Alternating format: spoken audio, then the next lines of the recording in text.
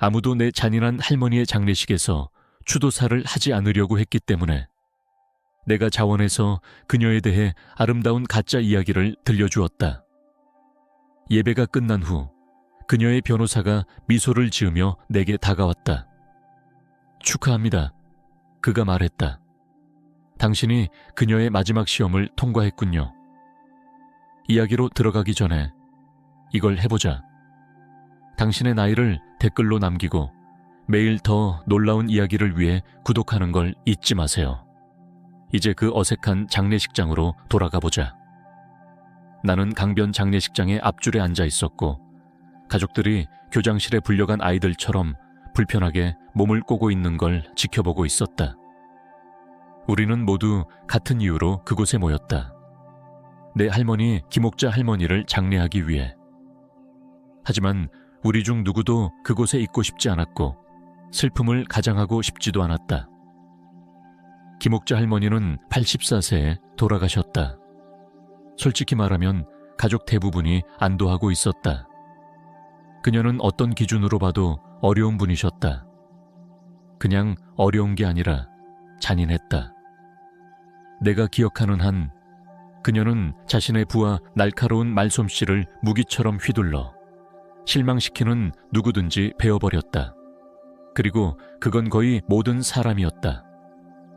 나는 28살로 고등학교 국어교사였고 항상 잊힌 손자라고 불릴 만한 존재였다.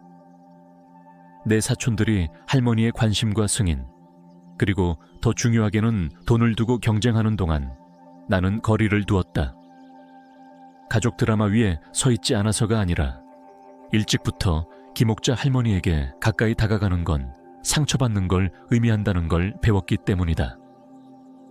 그녀는 당신의 가장 약한 부분을 찾아내서 부서질 때까지 누르는 재능이 있었다. 내 사촌 철수는 10대 때 체중으로 고생했는데 그녀가 했던 말들 때문에 아직도 음식 얘기만 나오면 움찔한다. 내 사촌 미경은 예술가가 되는 꿈을 포기했는데 할머니가 크리스마스 저녁 식사 내내 창의적인 사람들이 왜 항상 가난하고 불행하게 끝나는지 설명한 후였다.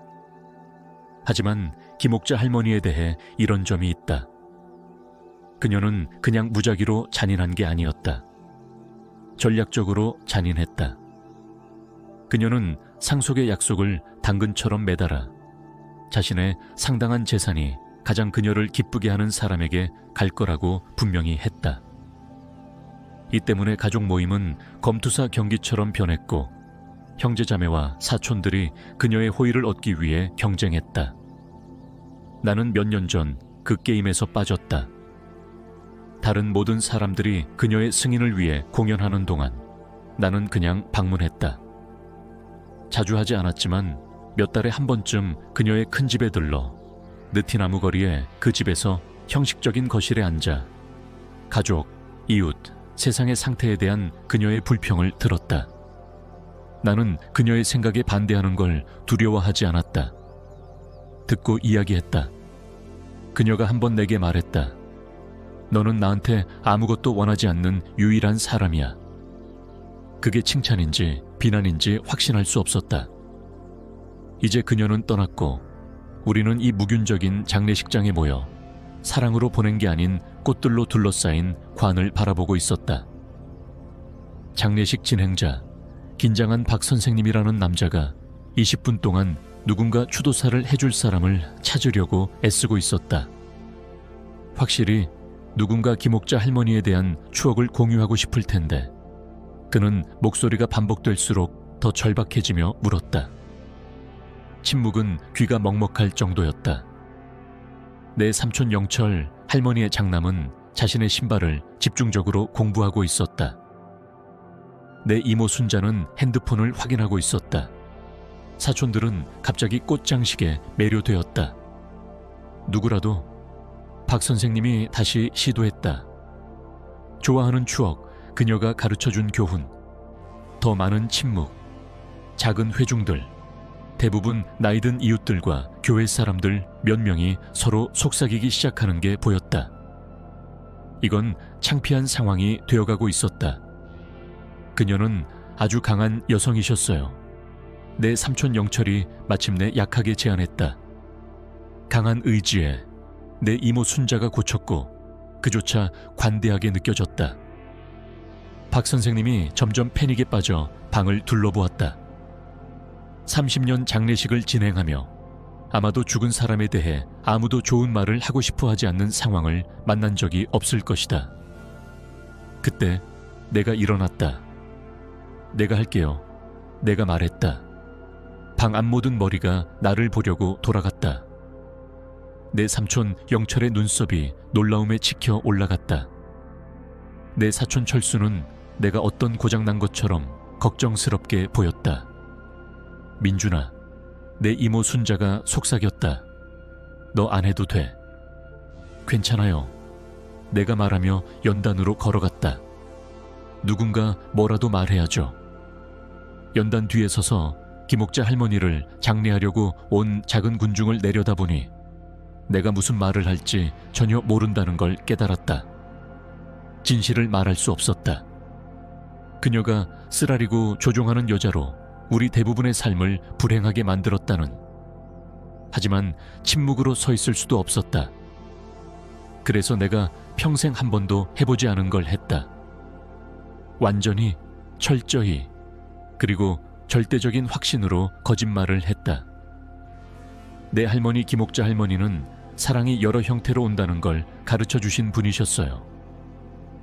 내 사촌 미경의 눈이 놀라움에 커지는 게 보였다. 할머니로부터 사랑이라니. 내가 어렸을 때 그녀는 일요일 오후에 나를 부엌으로 초대하셨죠. 그녀의 유명한 송편을 만드는 법을 가르쳐 주셨는데 비밀 재료가 있어서 어떤 요리책에도 적지 않은 거예요. 이건 완전히 거짓이었다. 할머니는 내 앞에서 아무것도 요리한 적 없었고 부엌은 가정부 영역이라고 생각하셨을 거다. 그녀는 한국전쟁 시절, 자신의 어린 시절 이야기를 들려주셨죠. 어떻게 가족이 더 적은 걸 가진 이웃들을 항상 도왔는지. 이 또한 거짓. 할머니는 부유하게 자랐고 누구를 돕는데 특별한 관심을 보인 적 없었다. 그녀는 진정한 힘은 방 안에서 가장 큰 목소리가 되는 게 아니라고 가르쳐 주셨어요. 내가 말하며 내 삼촌 영철을 직접 보았다. 그는 어머니의 비판을 넘기려 수년을 소리 지르며 보냈다.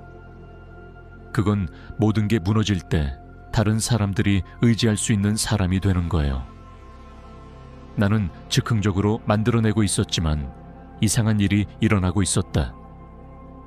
내가 말하는 동안 회중들이 고개를 끄덕이는 게 보였다.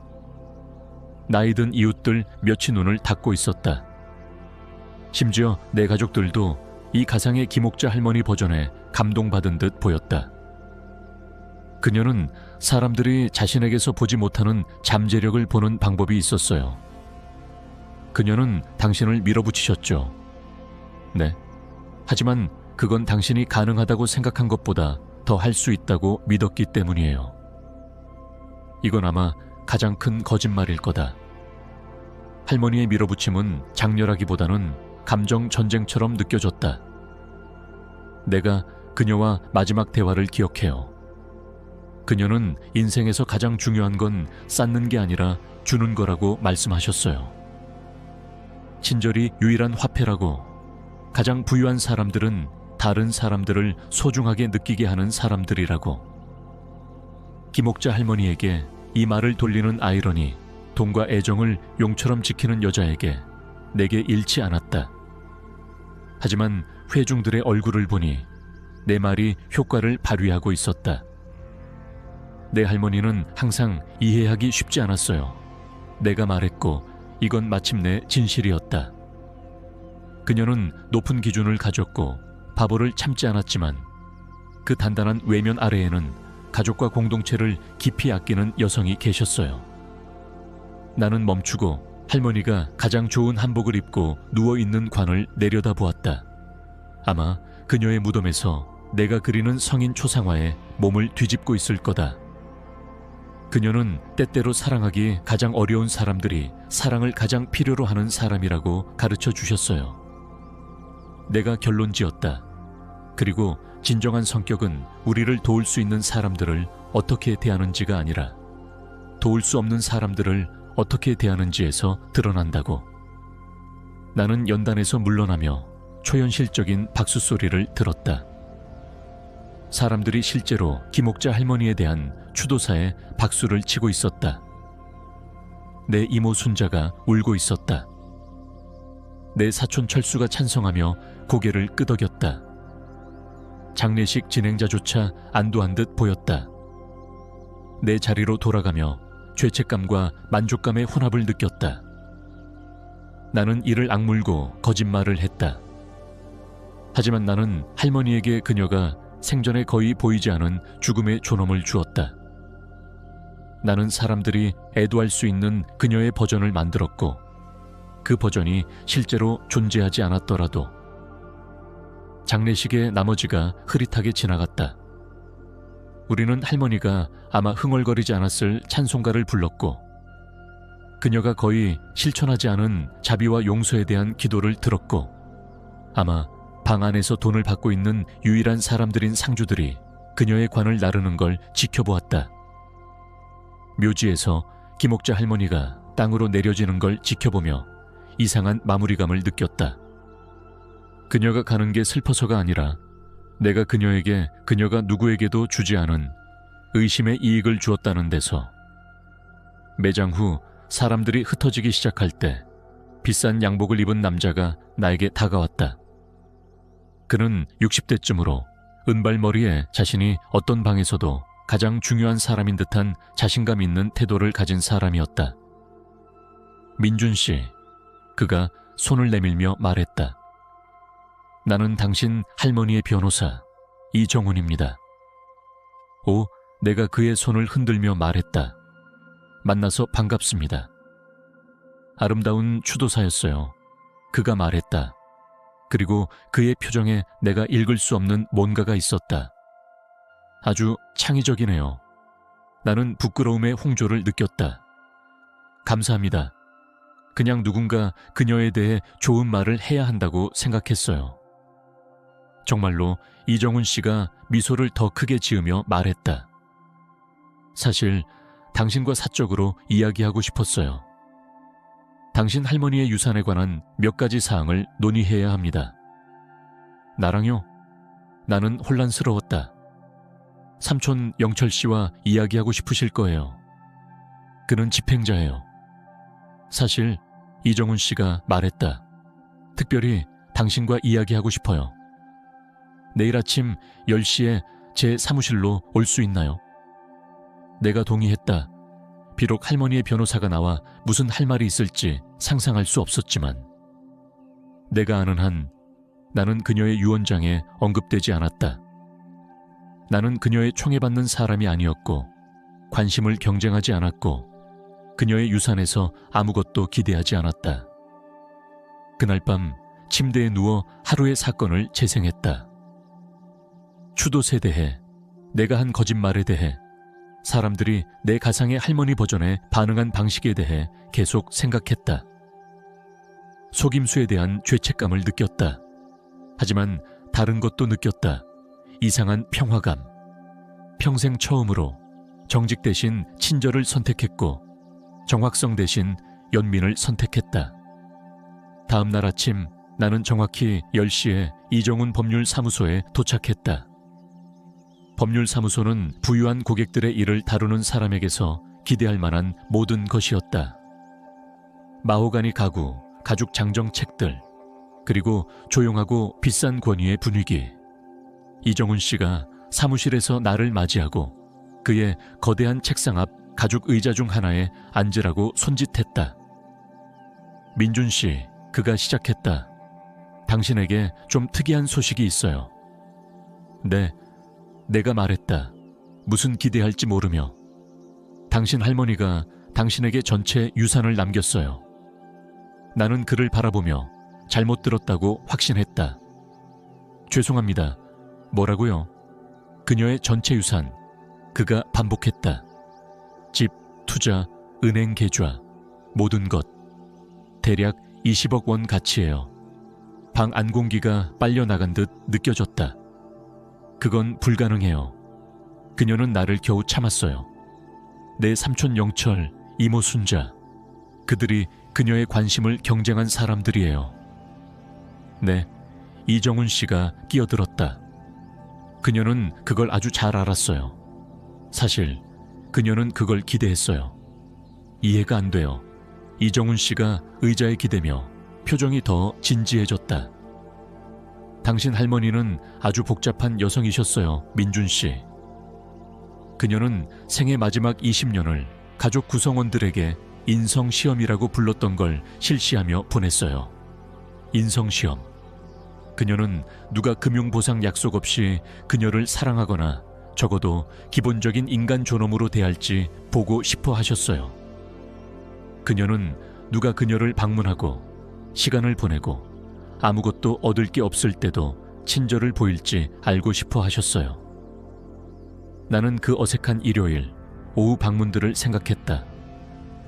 그녀의 형식적인 거실에 앉아 불평과 비판을 듣는.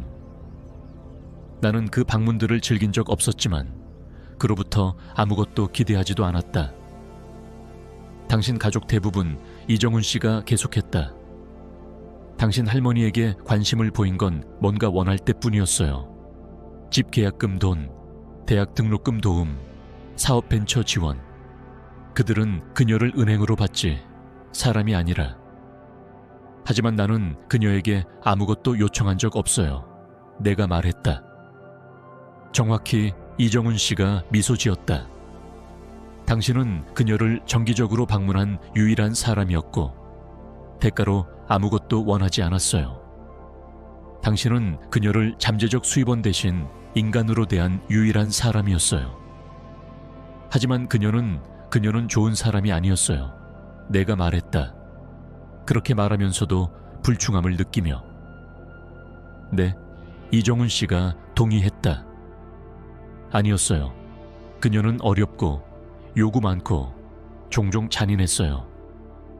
하지만 그녀는 주변 모든 사람을 시험하고 있었어요. 그녀가 받을 자격이 없을 때도 기본적인 인간 연민을 보일 사람을 보려고. 그는 책상 서랍에 손을 넣어 내 이름이 할머니의 익숙한 거미줄 같은 글씨로 쓰인 밀봉된 봉투를 꺼냈다. 그녀가 당신에게 이걸 남겼어요. 그가 말했다. 당신이 그녀의 마지막 시험을 통과했을 때만 주라는 지시와 함께. 마지막 시험이 뭐였어요? 추도사 이정훈 씨가 말했다. 그녀는 가족 중 누구도 그녀의 장례식에서 말하고 싶어 하지 않을 걸 알았어요. 그녀는 대부분의 사람들이 아무 말도 하지 않거나 진심으로 긍정적인 걸 찾기 어려워할 걸 알았어요. 그녀는 누군가 정직 대신 친절을, 정확성 대신 연민을 선택할지 보고 싶어 하셨어요. 나는 떨리는 손으로 봉투를 받았다. 그래서 그녀는 내가 거짓말할 걸 알았어요. 그녀는 당신이 그녀의 최선을 선택하길 바랐어요. 그 최선이 상상이라도.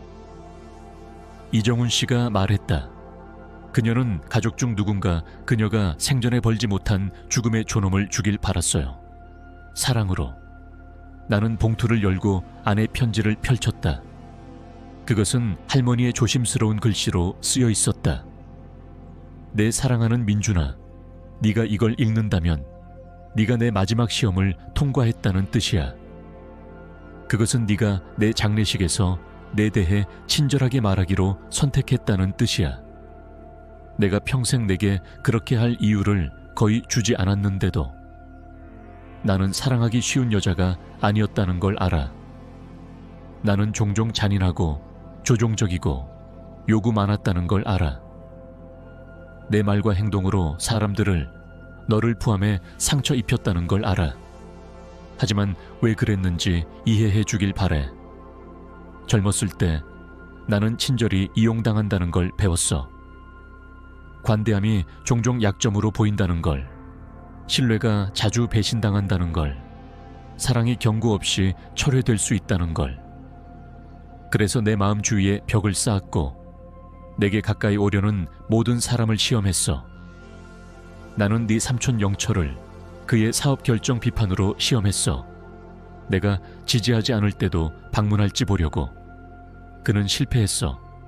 나는 네 이모 순자를 그녀의 아이들 대학 비용 도움을 거부로 시험했어. 내가 유용하지 않을 때도 전화할지 보려고. 그녀는 실패했어. 나는 네 사촌들을 수십 가지 작은 방식으로 시험했어. 그리고 그들 모두 실패했어. 하지만 너, 민준아, 너는 결코 실패하지 않았어.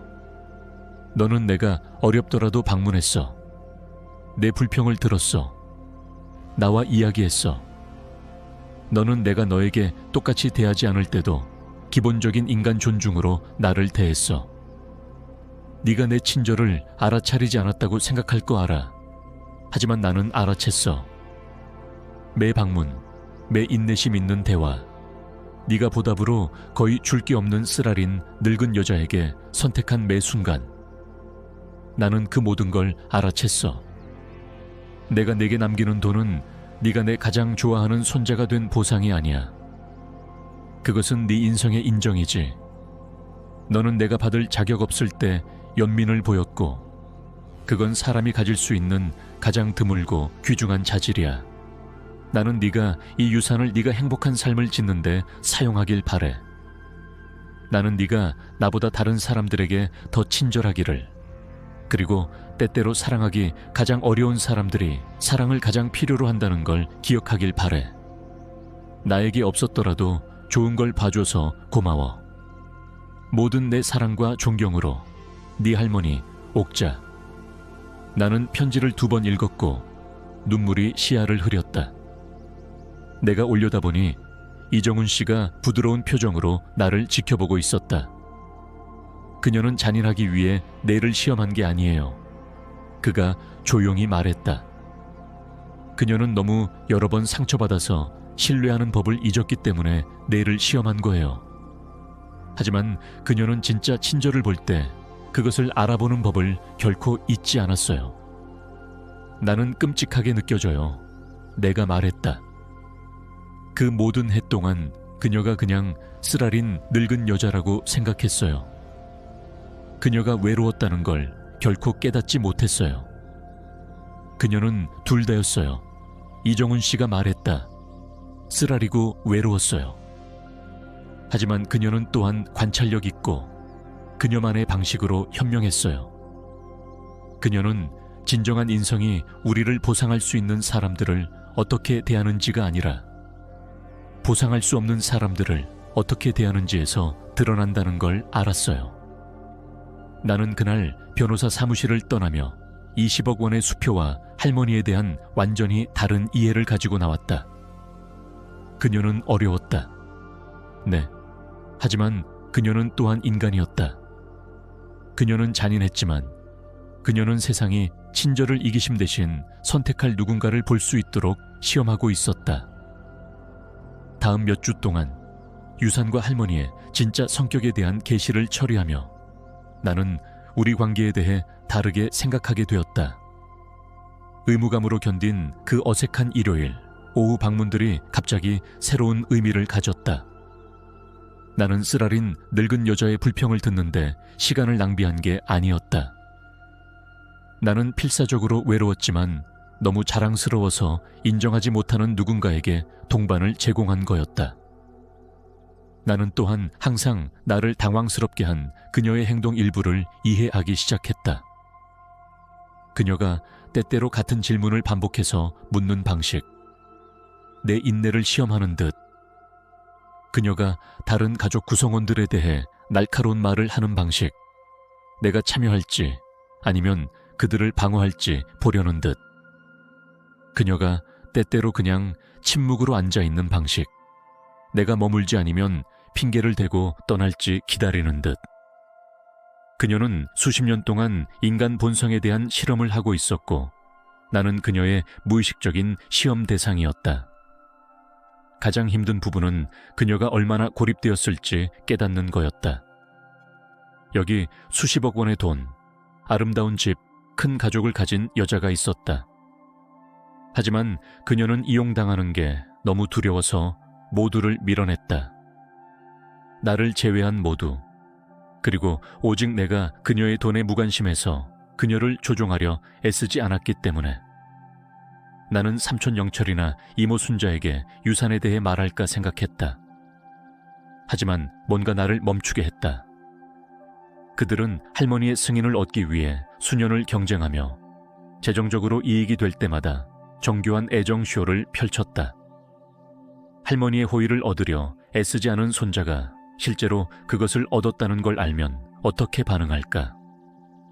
대신 나는 유산을 적어도 지금은 비밀로 하기로 했다. 돈 일부를 학자금 대출 상환과 작은 집 사는 데 썼지만 질문을 일으킬 만한 극적인 생활 변화는 하지 않도록 조심했다. 가장 깊은 변화는 재정적인 게 아니었다. 감정적인 거였다. 나는 내 삶에 다른 어려운이나 요구 많은 사람들에 대해 생각하게 되었다. 그들의 행동이 진짜 성격이 아니라 방어 메커니즘일지 궁금해하며 나는 학생들에게 더 인내심 있게 되었고 어려운 동료들에게 더 이해하게 되었고 사람들에게 의심의 이익을 더 주게 되었다. 장례식 6개월 후 나는 할머니의 집, 이제 내 집을 청소하다가 모든 걸 완전하게 돌려놓는 걸 발견했다. 그녀가 거의 입지 않은 한복들 뒤 침실 옷장에서 숨겨진 스크랩북. 그것은 그녀가 보관한 걸 내가 결코 알지 못한 것들로 가득했다. 내 초등학교 성적표들, 내가 교사상을 받았을 때의 신문 스크랩, 내가 대학 졸업식 프로그램, 그녀가 참석한 걸 기억조차 못했는데 다양한 가족 모임에서 나의 사진들, 조심스럽게 오려 붙여지고 작은 송울씨 캡션. 크리스마스 민준, 12살. 민준의 고등학교 첫날. 설거지 돕는 민준. 착한 아이. 그녀는 내내 주의하고 있었다. 내가 그녀가 나를 거의 알아차리지 않았다고 생각하는 동안 그녀는 자랑스러운 할머니처럼 내 삶을 기록하고 있었다. 깨달음은 따뜻하고 가슴 아팠다. 스크랩북 마지막 페이지에 내가 본 적 없는 사진이 있었다. 그것은 내 고등학교 졸업 파티에서 할머니와 나의 사진, 그녀의 뒷베란다에 함께 앉아있는. 내가 그녀에게 핸드폰으로 뭔가 보여주고 있고 그녀가 가까이 기대며 실제로 웃고 있었다. 나는 이 순간을 기억하지 못했지만 누군가 그것을 포착했고 그녀는 그것을 그녀의 비밀 스크랩북에 넣을 만큼 소중히 여겼다. 사진 아래 그녀의 조심스러운 글씨로 그녀는 썼다. 내 사랑하는 민준, 나를 은행 계좌가 아닌 사람으로 보는 유일한 사람. 언젠가 그의 방문이 내게 얼마나 의미 있는지 이해하길 바래. 나는 그녀의 옷장 바닥에 앉아 내가 결코 알지 못한 사랑의 증거에 둘러싸여 울었다. 내가 생각했던 쓰라리고 어려운 여자를 위해가 아니라 그녀가 실제로 된 외롭고 두려운 여자를 위해. 상처받는 게 너무 두려워서 잔인함의 벽과 인성시험 뒤에 사랑을 숨긴 여자. 그녀의 장례식에서 내가 한 추도사, 그녀의 친절과 지혜에 대한 아름다운 거짓말들이 더 이상 거짓말처럼 느껴지지 않았다. 그것들은 예언처럼 느껴졌다. 그것들은 그녀가 될 수 있었던, 그녀가 너무 두려워하지 않았다면 되고 싶었던 사람에 대한 진실이었다. 장례식 1년 후 나는 여전히 같은 고등학교에서 가르치고 내 유산으로 조용히 살고 할머니가 우리 둘 다 깨닫지 못하게 가르쳐준 교훈에 대해 생각하고 있었다. 나는 친절히 이유를 필요로 하지 않는다는 걸 배웠고 연민이 벌어들일 필요가 없다는 걸, 그리고 때때로 가장 어려운 사람들이 사랑을 가장 필요로 한다는 걸. 나는 가족에게 유산에 대해 결코 말하지 않았다. 이정훈 씨가 제안한 대로 만약 아무도 그녀의 마지막 시험을 통과하지 않았다면 자선에 갔을 거라고 생각하게 내버려 두었다. 어떤 면에서 그것은 자선에 갔다. 그것은 어려운 사람들의 표면 너머를 보고 그 아래 인성을 인식하는 법을 배운 누군가에게 갔다. 때때로 나는 여전히 그녀의 묘를 방문한다. 꽃을 가져와 그녀의 비석 옆에 조용히 앉아. 나는 그녀에게 내 학생들에 대해, 그녀의 기억으로 내가 시도하는 작은 친절 행위들에 대해, 그녀의 마지막 교훈이 내가 세상을 보는 방식을 어떻게 계속 바꾸는지에 대해 말한다. 그리고 때때로 바람이 딱 맞을 때 나는 그녀의 목소리를 들을 수 있는 듯하다. 더 이상 날카롭고 비판적이지 않고 따뜻하고 감사하게. 나에게 없었더라도 좋은 걸 봐줘서 고마워. 진실은 그것은 내내 있었다.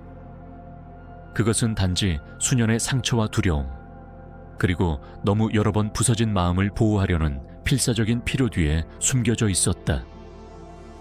내 할머니의 가장 큰 선물은 그녀가 남긴 돈이 아니었다. 그것은 모든 사람, 심지어 가장 어려운 사람들도 연민의 눈으로 보일 자격이 있다는 이해였다. 그녀의 마지막 시험은 정말로 내가 그녀의 장례식에서 설득력 있게 거짓말할 수 있는지에 대한 게 아니었다.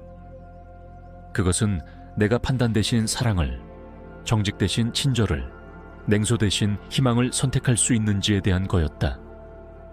그리고 그 시험을 통과함으로써 나는 그녀의 돈을 상속받은 게 아니었다. 나는 그녀의 지혜, 그녀의 고통, 그리고 궁극적으로 그녀의 사랑 능력을 상속받았다. 내 어린 시절을 어렵게 만든 잔인한 할머니는 떠났다. 하지만 매 연결의 순간을 몰래 소중히 여긴 여자, 내 삶을 진심으로 아끼는 누군가의 헌신으로 기록한 여자, 마지막 해를 그녀의 방어 너머 외로운 사람을 볼 누군가를 바라는 데 보낸 여자, 그 여자는 내가 선택하는 매 친절 행위에서 살고 있다. 어려운 사람들에게 제공하는 매 인내의 순간, 내가 받을 자격 없어도 누군가의 최선을 보는 매 순간. 김옥자 할머니는 결국 마스터 교사였다. 그녀는 단지 내가 이해하는데 28년이 걸린 교훈을 가르쳤을 뿐, 연민의 힘과 인간 본성의 복잡성에 대한 정말 놀라운 이야기야. 옥자의 마지막 시험은 때때로 가장 사랑받기 어려워 보이는 사람들이 사랑을 가장 필요로 한다는 걸 보여줘. 민준의 추도사에서 거짓말한 선택에 대해 어떻게 생각해? 네 삶에서 어려운 누군가가 실제로 내 인성을 시험하고 있었다는 걸 발견한 적 있어? 아래 댓글에 네 생각을 알려줘. 이 숨겨진 사랑과 예상치 못한 유산의 강력한 이야기에 감동받았다면 좋아요 버튼을 누르고 매일 더 놀라운 이야기를 위해 구독하는 걸 보여줘. 알림 벨을 클릭해서 업로드를 놓치지 마. 시청해줘서 고마워. 다음에 봐.